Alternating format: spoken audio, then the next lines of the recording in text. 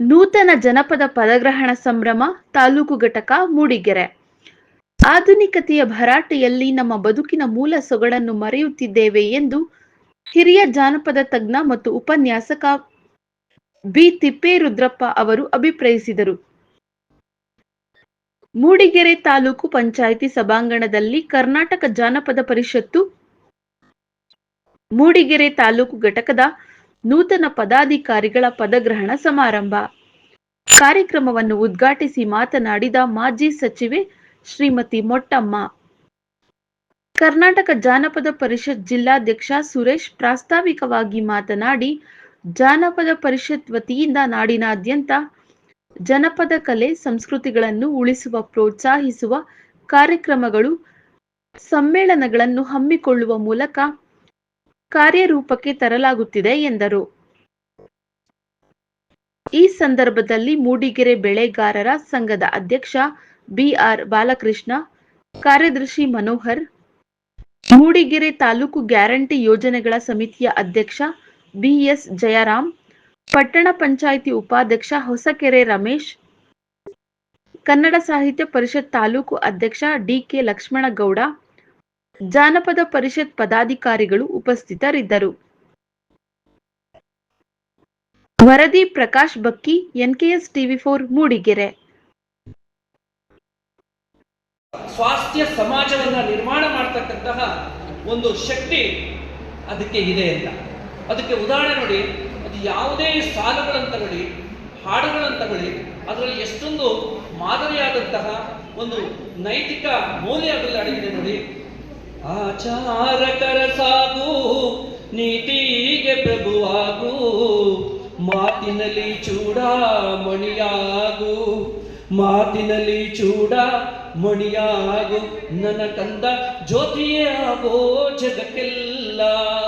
ನೋಡಿ, ಈಗಿನವರು ಲಾಯರ್ ಆಗು, ಇಂಜಿನಿಯರ್ ಆಗು ಅಂತ ಹೇಳಿದ್ರೆ, ಆಗಿನ ಕಾಲದ ನಮ್ಮ ಜನಪದ ತಾಯಂದಿರು ನೀನು ಜ್ಯೋತಿಯ ಆಗು, ಇನ್ನೊಬ್ಬರ ಕಷ್ಟದಲ್ಲಿ ಭಾಗಿಯಾಗು ಮಗನೇ, ಒಳ್ಳೆ ವ್ಯಕ್ತಿಯಾಗಿ ಬಾಳು, ಮಾದರಿಯಾಗಿ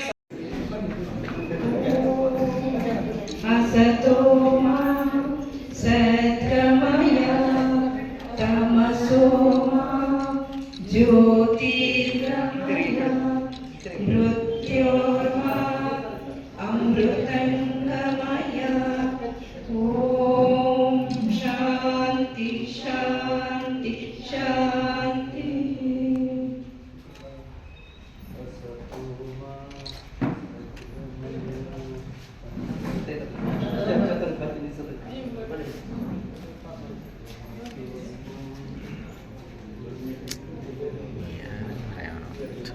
ಕರ್ನಾಟಕ ಜಾನಪದ ಪರಿಷತ್ತು ಮೂಡಿಗೆರೆ ತಾಲೂಕು ಘಟಕದ ಪದಗ್ರಹಣ ಸಮಾರಂಭದ ಉದ್ಘಾಟನೆಯನ್ನ ನೆರವೇರಿಸಿಕೊಟ್ಟಂತಹ ಶ್ರೀಮತಿ ಮೋಟಮ್ಮನವರು, ಮಾಜಿ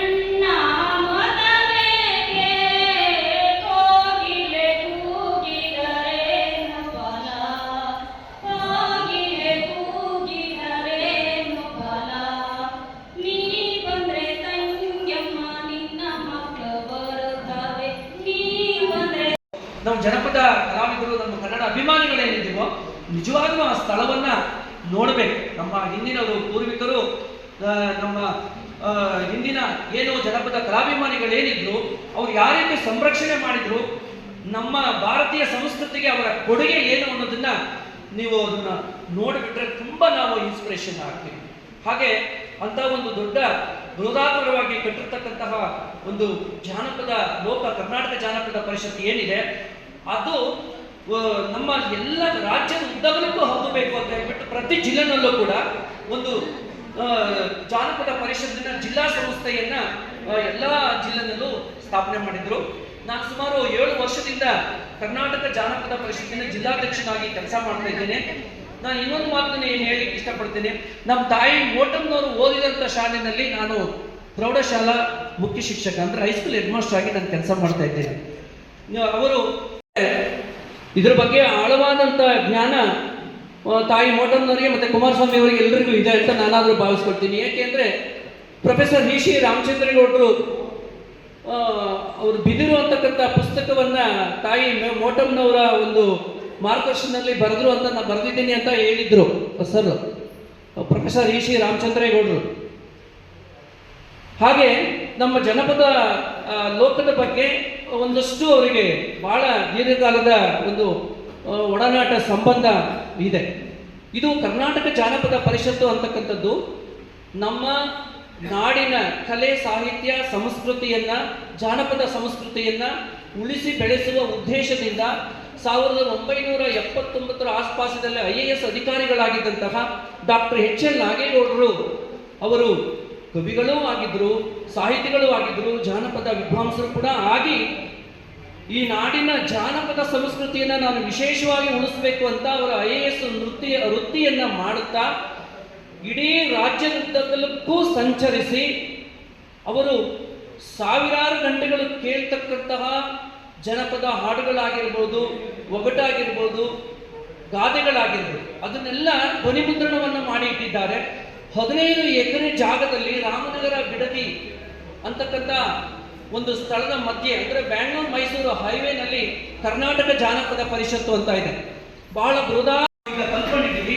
ಅದಕ್ಕೆಲ್ಲ ಮೂಲ ಬೇರು ನಮ್ಮ ಜಾನಪದ ಸಂಸ್ಕೃತಿ. ನಮ್ಮ ಜಾನಪದರು ಕಟ್ಟಿ ಬೆಳೆಸಿದಂತಹ ಅದೊಂದು ಕಲೆ ಸಾಹಿತ್ಯ ಅಳಿದು ಹೋಗಬಾರದು ಅಂತಕ್ಕಂಥ ದೃಷ್ಟಿಯಿಂದ ಇಷ್ಟೆಲ್ಲ ಕಾರ್ಯಕ್ರಮವನ್ನು ಮಾಡ್ಕೊಂಡು ಬರ್ತಾ ಇದ್ವಿ.